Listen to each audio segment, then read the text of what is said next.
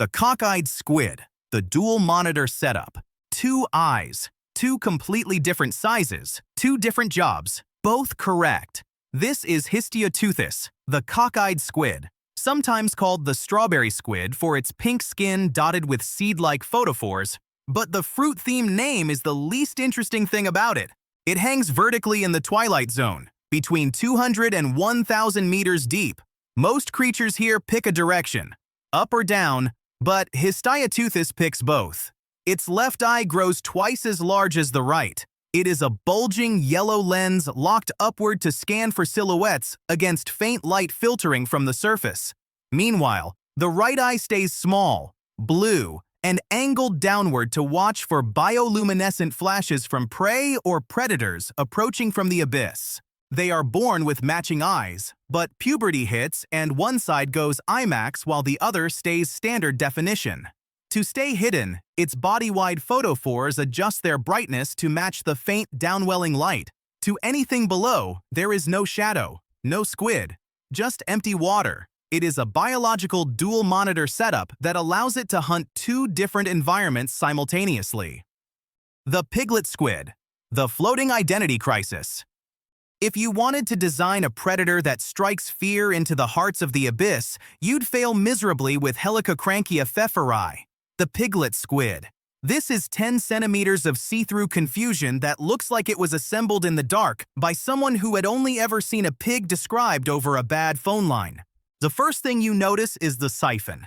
It's oversized, round, and positioned exactly where a snout belongs, giving the squid a look of permanent, mild offense.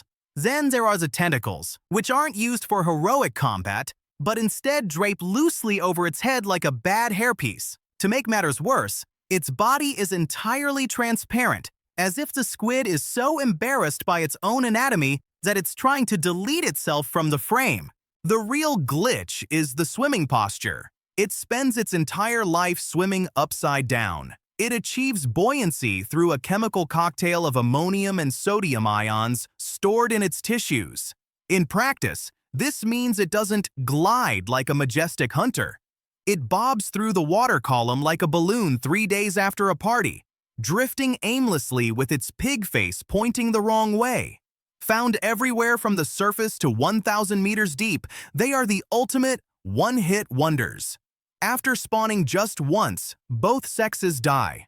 No encore, just one short performance in a body that looks like a biological prank. The Dana octopus squid, the flashbang specialist. If the piglet squid is a design error, Taningia dani is a high-spec tactical upgrade. First described in 1931 and named after the research vessel Dana, this creature proves that in the deep, it's not about how big you are, but how well you can blind your enemies. We aren't talking about a small laboratory specimen here.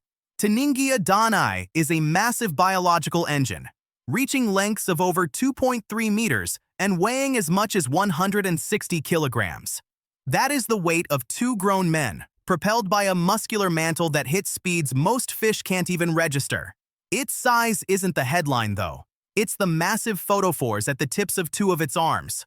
These are the largest light-producing organs in the animal kingdom, and they come equipped with actual functioning eyelids.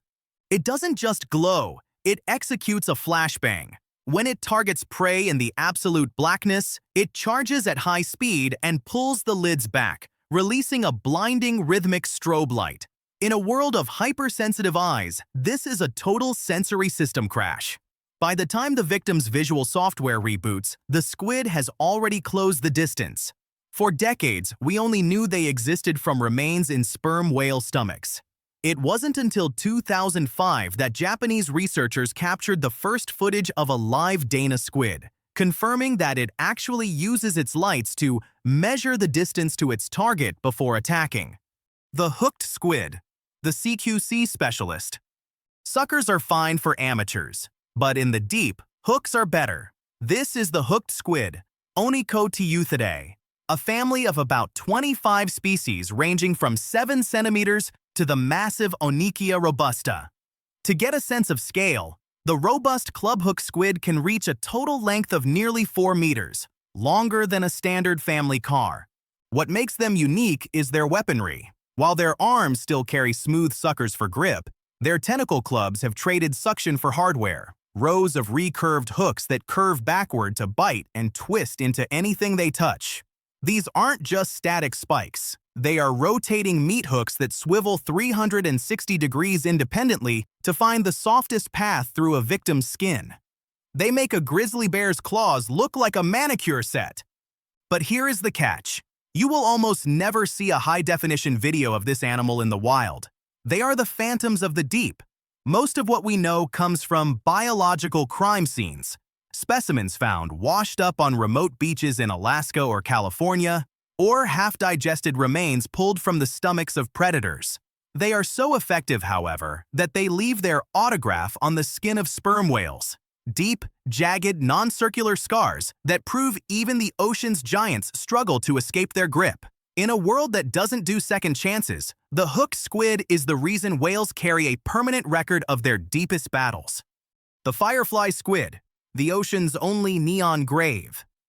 At just 7.5 centimeters, the Firefly squid, Wadacenia scintillans, weighs less than a single AA battery. It is a tiny, fragile spark in a massive, crushing void. Yet, every spring, billions of them rise from 400 meters to the surface of Toyama Bay, Japan, to perform their only encore. They are the only squids known to possess 3 different types of photophores, suggesting they may be the only ones capable of actual color vision. This isn't a random glow. It's an ATP-dependent light show used for communication and hunting, but the story has a dark finish. After a single year of life and one massive spawning event that lights up the bay in a ghostly blue, they simply die. It is a predictable annual cycle of bioluminescent beauty, followed by a mass system shutdown.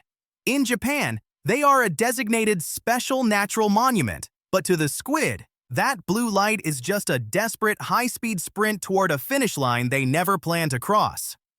The Bigfin Reef squid, the visual keyboard. If the others are about stealth or power, the Bigfin Reef squid, Sepioteuthis lawsoniana, is about high-speed data transfer. Reaching 50 centimeters in the shallow coastal waters of the Indo-Pacific, they are recognized by their massive fins that wrap almost entirely around their mantle, giving them a cuttlefish-like appearance. The real genius here is their skin. Using specialized cells called chromatophores, they can change their color from transparent to vibrant red or blue in just 0.3 seconds. This isn't just camouflage, it's a real-time visual language. Living in social schools of up to 100 individuals, they use color patterns to argue over mates or coordinate interactions faster than most animals can process what they're seeing. They mature in 4 months, reproduce for a year, and adapt so quickly to temperature changes they've become a primary indicator for our changing climate. They aren't alien or invisible. They are intelligent, social, and talking to each other right under our noses. Stay curious.